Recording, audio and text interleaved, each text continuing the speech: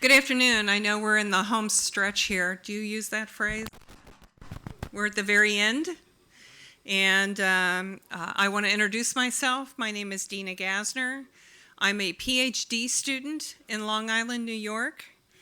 And I have a son who is 27 that has autism. He is currently in university. And I was diagnosed with autism at age 38. And this is a picture of my daughter and I at a holiday celebration.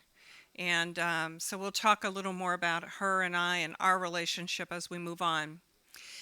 There will be a couple of changes in the slides based on the time I've spent with your community, and I hope that it'll be more meaningful as a result of that.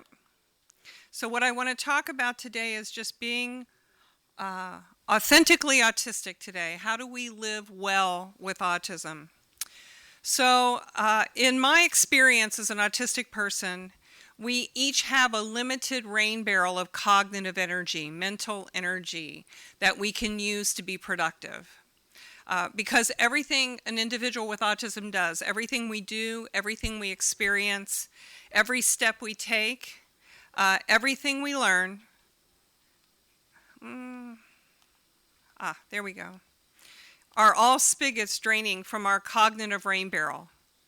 And if we give away too much of our energy to things that are not effective, then we can't be productive. So how do we keep it full? First of all, we have to understand autism. What is autism? Almost like science class, very logically, what is autism?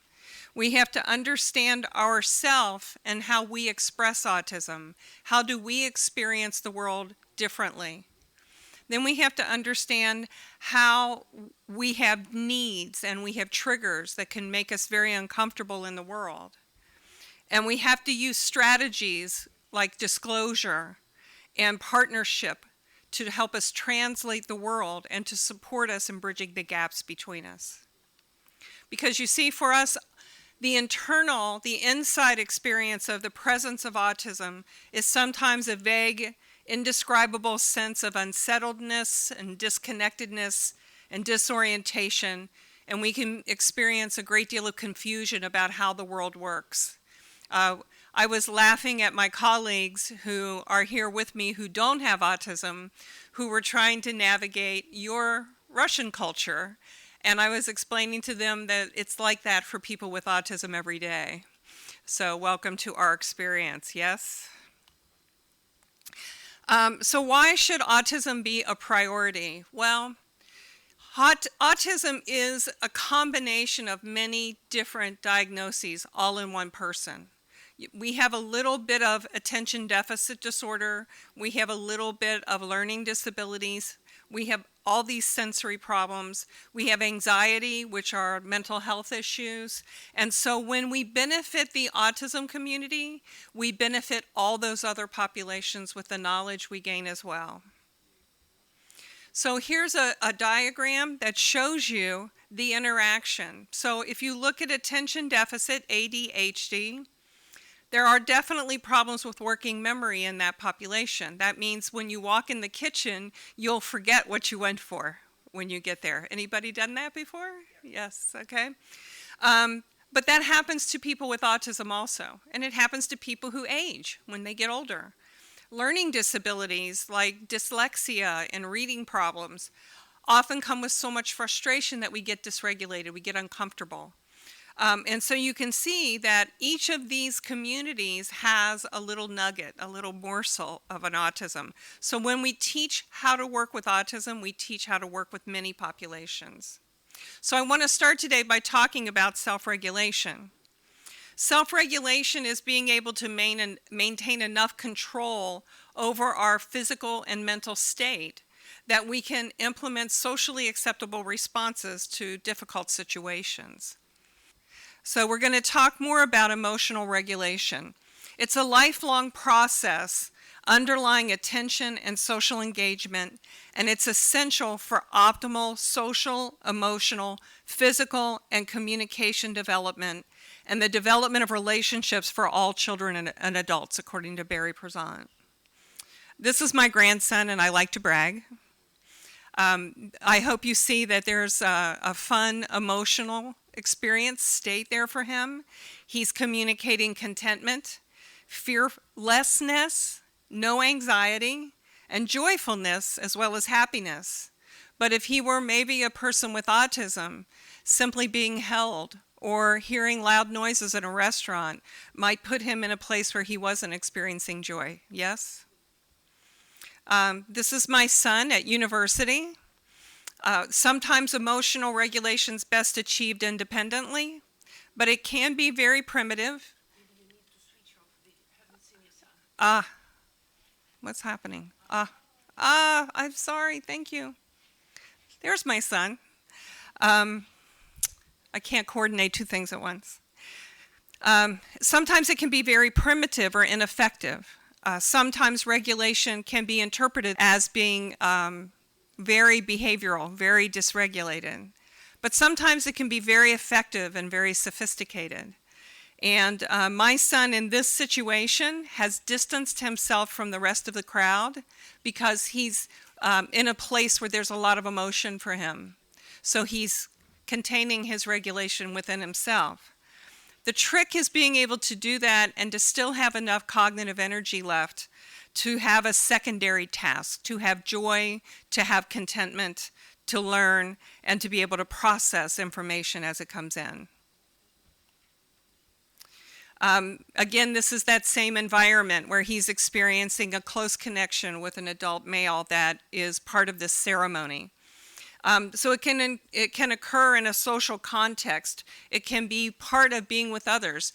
It can mean persistent questioning. When I arrived, our schedule was not very fixed, so I persistently asked what comes next. And that is not uncommon for people with autism. They may seek out help from others. And I once remember telling my son, I am not your sensory toy. You need to find something to help you regulate. I was trying to teach him. And what's more important is this sensory regulation does not deplete the cognitive rain barrel. It helps to keep the rain barrel full.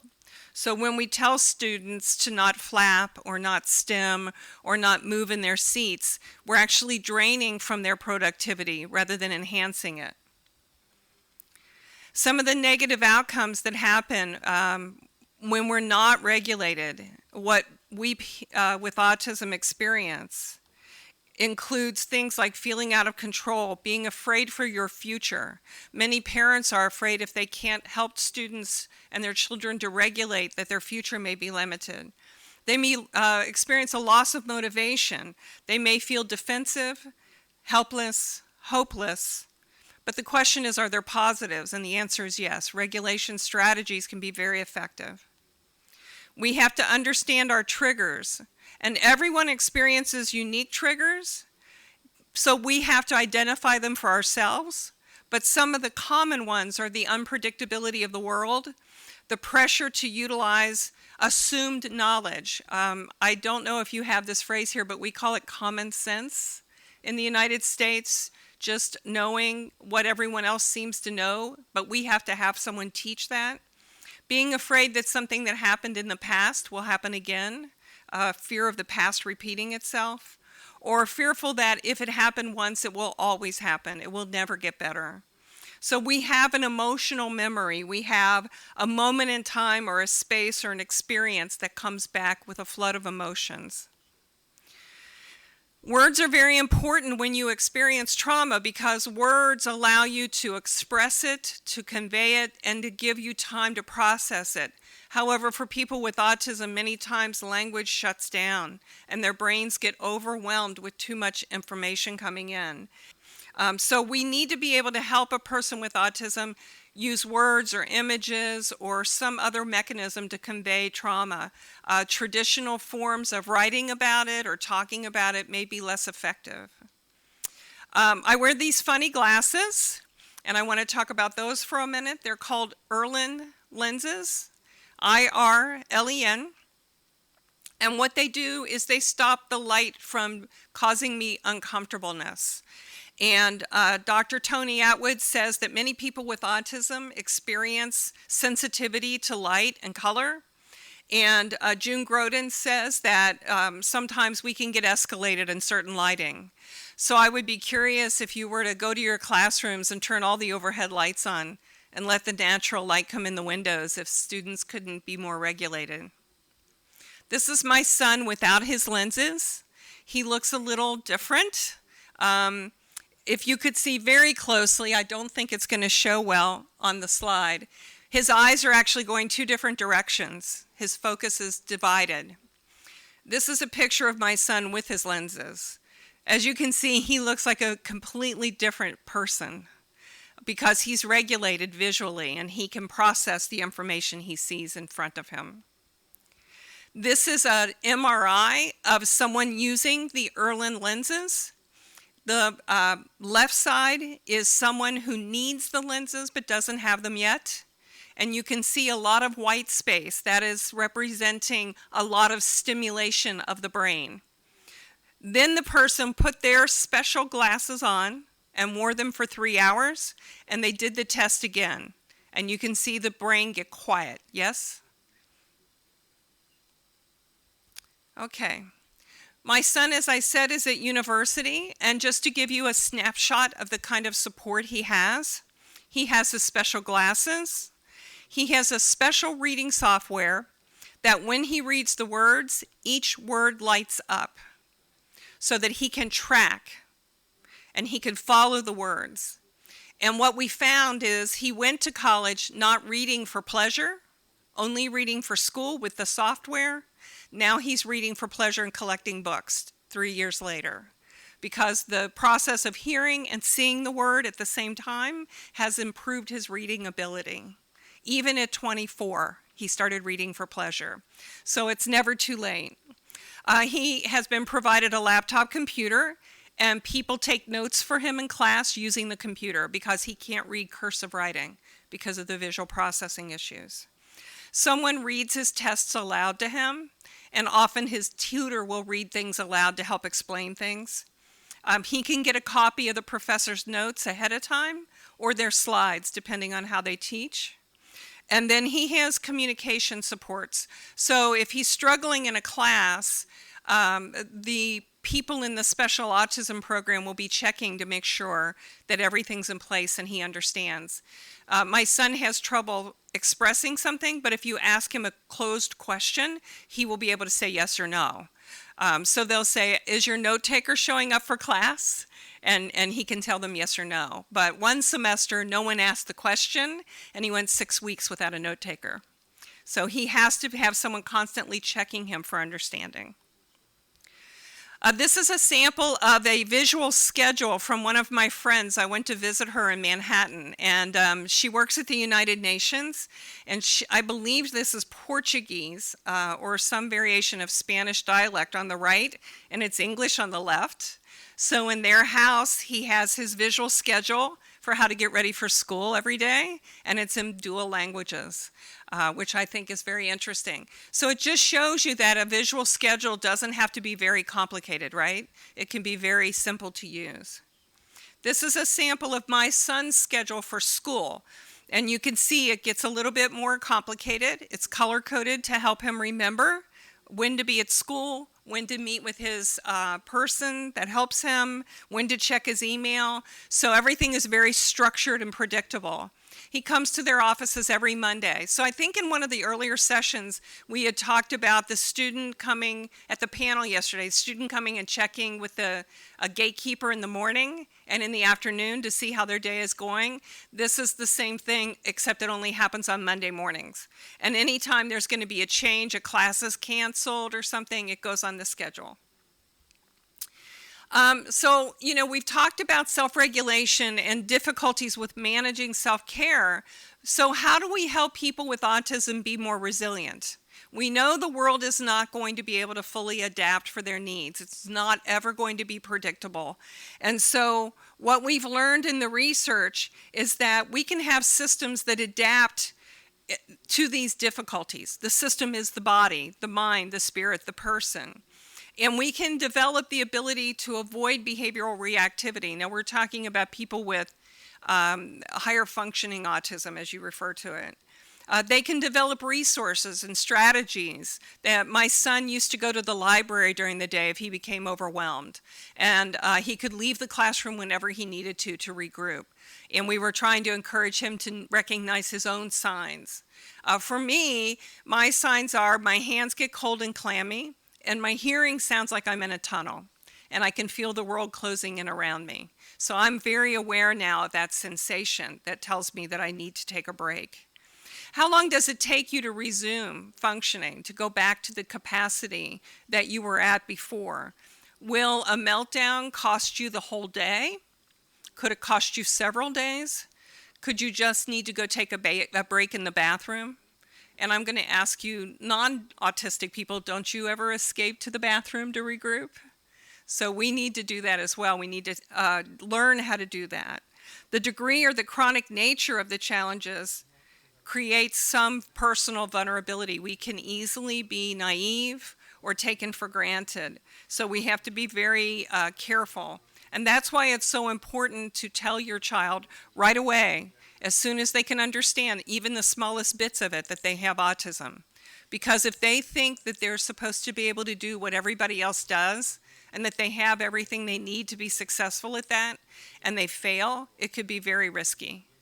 So the example I use is that I thought that I could recognize who was trustworthy and who was not, who would be a good friend and who would be taking advantage of me. I believed I was non-disabled, so I believed I could do those things. And what I learned after I had autism is that was never the case. And I was victimized many, many times until I got my diagnosis at 38. Once I got my diagnosis, I understood myself as a complete person. And then I was able to develop strategies.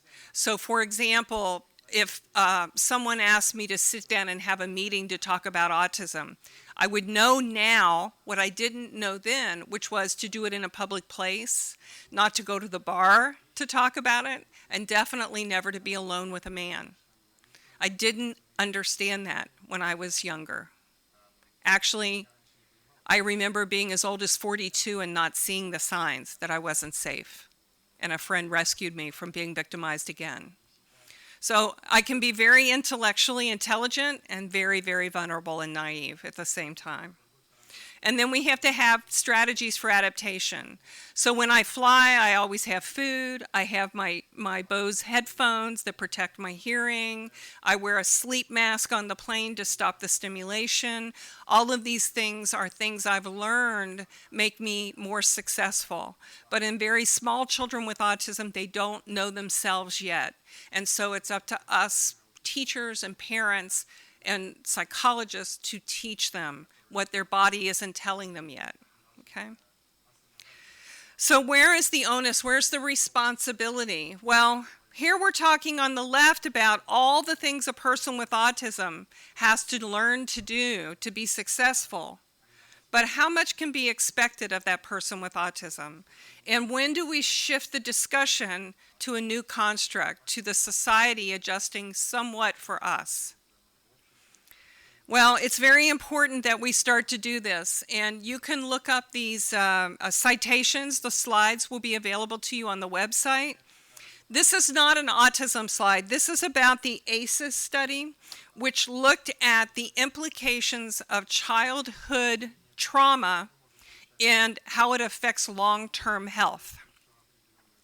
And what they've learned is people who score high on this instrument have between a 30 and a 70% higher risk for heart disease, and it's correlated with teen pregnancy, divorce, depression, suicide, post-traumatic stress disorder, chemical dependency, school failure, and unemployment. And this is what happens to people without disabilities. This is what happens to anyone in society who experiences trauma. So you can imagine what it means to be autistic and go through a trauma. Yes? So let's look at how things are going. I'm going to skip this slide. Are we ready? So we can look now specifically at the implications of life difficulties for people with autism.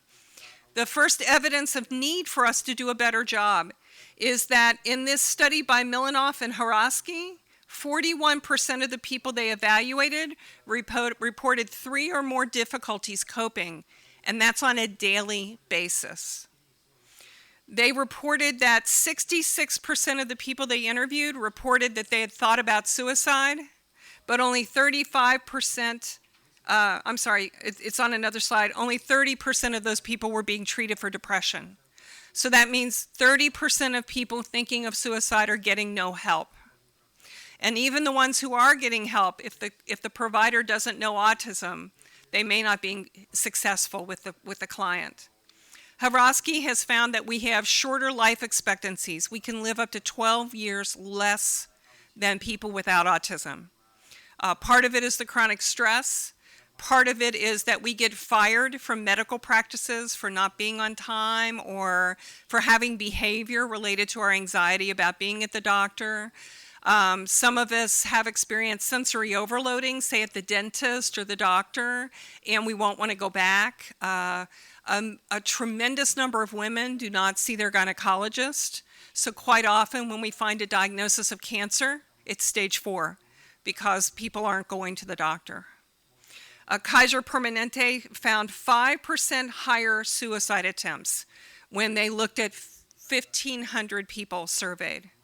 So these are quite fear-inducing statistics, but it's necessary for us to be aware that every day we don't serve autism. We spend more money in the long run, and it's costing us lives. Crowan also looked and found a tremendous number of co-occurring conditions, autoimmune disorders, psychiatric disorders that are secondary, not just the autism, but a true secondary phobia or anxiety disorder, gastrointestinal issues, sleep issues. Sleep issues are common. Depending on the study, between 60 and 80% of autistic have sleep issues. And so in my practice, the very first thing we look at is sleep. We send them for sleep studies. We make sure they're getting quality sleep. If they're not, we try lesser interventions and move our way up to more intense interventions because the brain cannot process if it doesn't rest. We know that to be the case for everyone. Burke and Stoddard out of Canada talked about difficulties with these higher mortality rates being often a result of a delay in treatment, as I mentioned. And then when they do present for treatment, there's often many complications because they've waited too long to see the doctor. And the barriers are very clear when you think about autism and you think about calling for a doctor's appointment. It requires a tremendous amount of executive function to make a doctor's appointment. You have to look up a number, you have to dial the number, you have to repress your social anxiety to communicate with someone. The person on the other end may be very rushed and pressure you. When you can't respond or communicate, they may hang up on you. If you don't show up on time because you miss your bus or your train, they may tell you you can't come back anymore. And so those are big barriers. Many adults with autism are highly over-medicated. Prior to my diagnosis for autism, I was misdiagnosed with bipolar disorder. And at one point, I was taking 15 different psychiatric medications. Now I take one for sleep. And so it was very important that my diagnosis be accurate, because if you give me a stimulant, I can't perform, I can't sleep, and then that builds up to the point where I can't function. Communication becomes a barrier. If you ask my son, does it hurt? He will say to you, I don't know. And he doesn't. His body doesn't communicate to him. So it's very important that we have visual tools, happy faces, sad faces, crying faces, so they can measure their pain levels in a way that works for them. Depression and anxiety make it hard to initiate making those calls. And then, of course, we have a tremendous lack of providers in the U.S. as well as here that are culturally competent to know how to work with people with autism. I'll just briefly touch on this study. We have a behavior called non-suicidal self-injurious behavior. So this can be picking at your fingers, it can be extreme to cutting, but anything that's in between there, pulling of hair, biting the lip till it's severe, And what we have found is there's a lack of research on this in autism, but 50% in this one study reported that they had engaged in this behavior at some point. So high-functioning people tend to hide that. They're smart enough to know they can't let other people know they're doing that. But if we don't watch for that, then we can't always see the anxiety manifest, and it's one way it manifests. Well, adult women with autism have a much higher risk for this behavior, and women without Asperger's but with just autism spectrum disorders are also at higher risk. And I think that's a reflection of how we socialize women. Yes? Men express their emotions very outwardly, but we try to teach women to be ladylike. And so as a result, these women internalize their anxiety, and it makes it very unhealthy. We have a great gender bias when it comes to diagnosing women, even in the US, as this slide will show you. The Center for Disease Control looked at children identified with autism at age 8. One of the things we know about autism in girls is you probably won't recognize it in a girl that's only 8 years old. It takes a very special teacher to recognize the signs, usually someone who's seen it before, yes? And so when you're looking at a girl that's 8 years old, you probably won't even know it yet. Many girls with autism are not diagnosed until 14, 16, and far into adulthood. So when they say that the rate for girls with autism is 1 in 169, we feel that they haven't captured it as well as they would have if they might have said at 16, do you have a child with autism? We think more girls would have been captured at a higher rate. We are also seeing disparities in the numbers of Black children and Hispanic children. Children of different ethnicities are less likely to be identified across the board.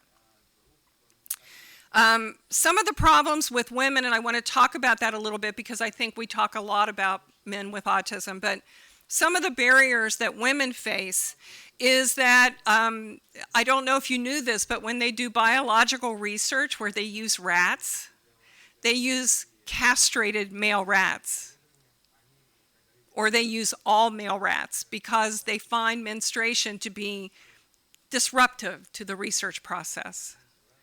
So how are we supposed to see women with autism if even the rats are male? It doesn't work, yes? And so, but what we do see is that women are 70% more likely to suffer depression than men, but all the animal studies are done on male animals for depression. So we see those things influencing research, and we need to do better there. We have many instruments that were designed by men that were looking for male externalized expressions of autism. So they're telling you that there's a lot more lower functioning girls with autism, but that's because the instruments are designed to find external expressions of autism, very outward appearances. So girls like me would not be found by many of the instruments. Excuse me. Girls experience the world differently that have autism. We are aware that we are expected to be social. We just don't understand how. And we may not understand the context. So they may use words that are appropriate for the setting and the situation, but when you ask them what it means, they can't tell you.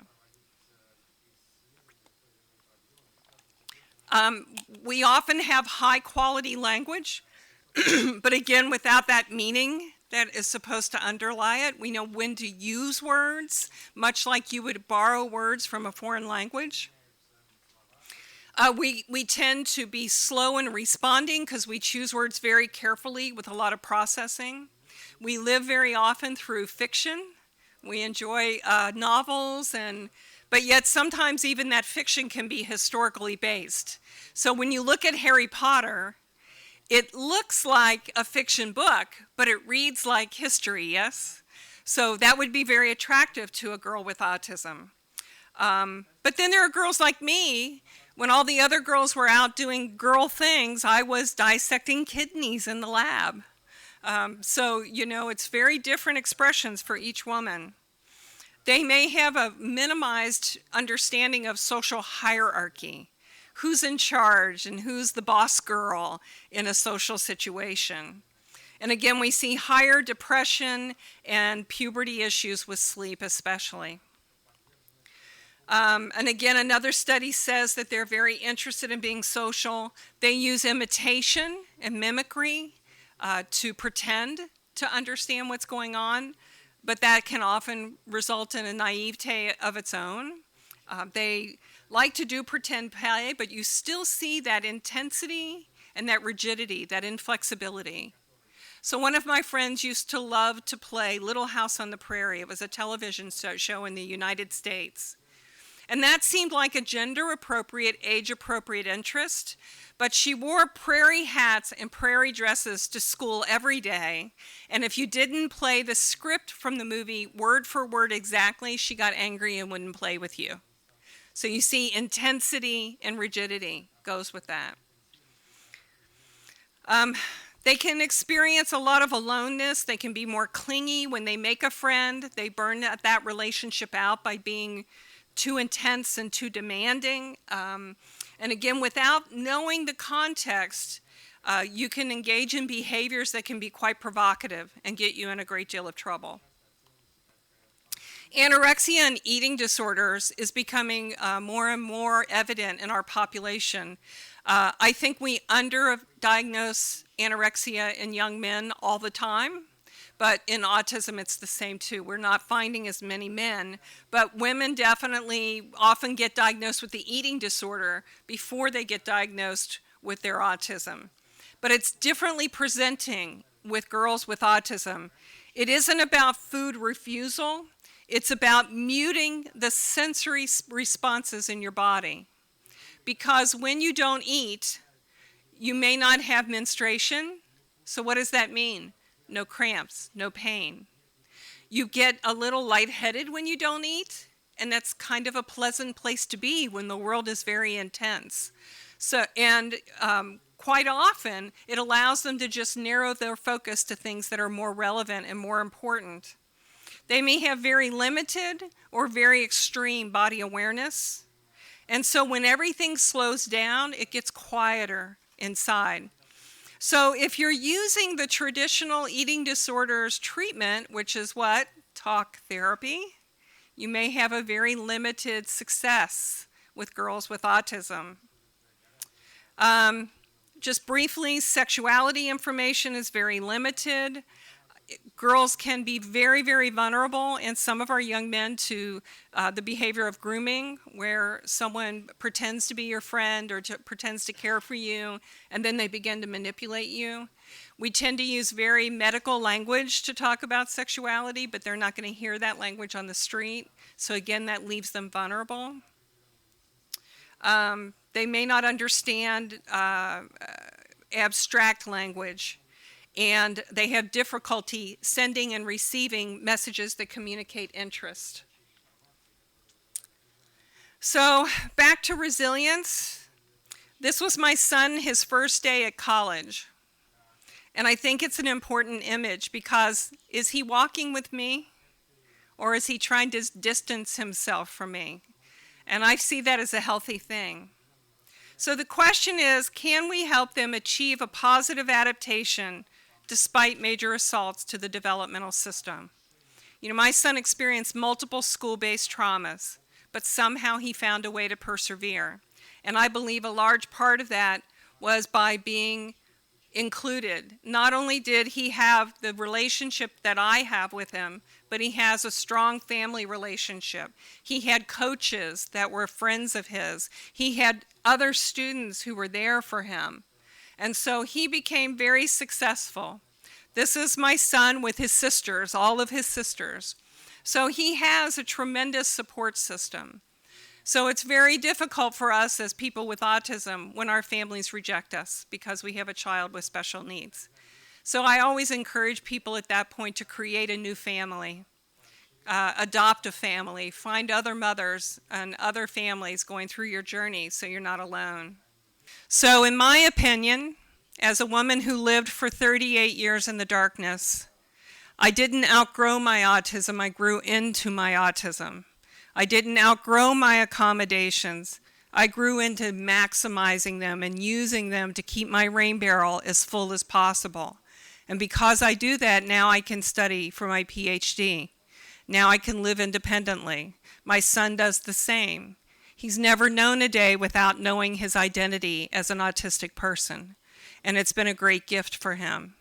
So I hope parents are not afraid to tell their children they're living with autism so that they can better understand themselves. So this is question time. We're running behind, so I'm going to see. We have maybe 2 or 3 minutes, 1 or 2 questions. Does anybody have any, or are you worn out? What kind of support your boy has? So I mean NGO support or governmental support or social worker support or something like that? Yes. He receives all of the things I listed on the slide. His glasses, his keyboard, his software, all comes from employment training programming in the U.S. The government pays for all of that. He also gets a monthly stipend, a check, Social Security, and they use that to cover the cost of his apartment. So he's really paying all his own expenses except his cable and internet. We pay for that.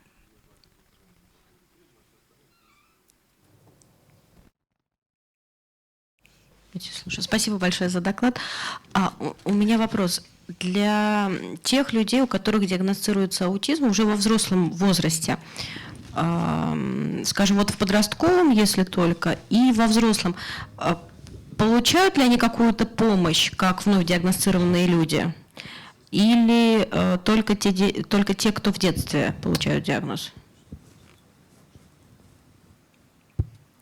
Unfortunately, in the United States, there are very few people who specialize in late diagnosis. There is the employment support services to help people get jobs.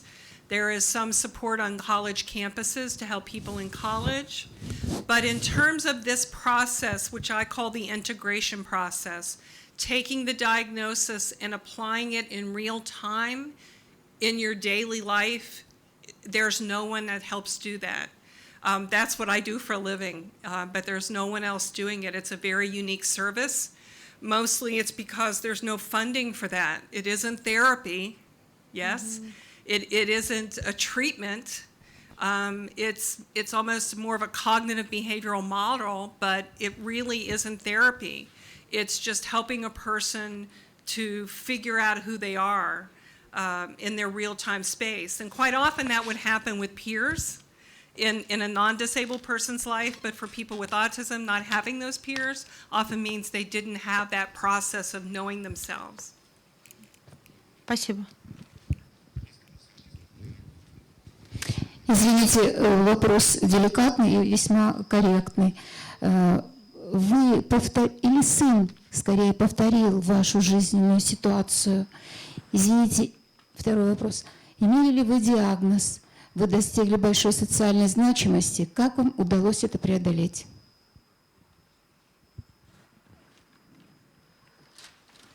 I haven't outgrown my diagnosis. I have very good days and I have very bad days. And what I'm doing with you today is what I do for good days. It's very fun for me. And I love to teach. I did a lot of theater when I was a young girl, so this is just part of that part of pretending that I really, really loved as a child. But I have tremendous difficulty with organizing, with structure for myself, maintaining a balance between work and my life. And it isn't sad because my family supports me in my choice, but I couldn't go to school and be at home with my family because I can't balance that. So my family has been very supportive. My daughter is 31 and has a 2-year-old, and my son is away at college, and my husband lives in another city and works for the airlines. And that allows me to fly to see my family more often, but they also understood and accepted unconditionally that I wouldn't be able to pursue work or fulfill myself as a person if I had to choose between them for this window of while I'm studying. But I mean, if I miss my train, or if something goes wrong, I can look very autistic very quickly. And I think it's very important for people to understand that the good times get bigger and bigger and bigger and bigger, but you're never normal. And that's not a bad thing. It's just, it is what it is. It's not good or bad. It's just our lives.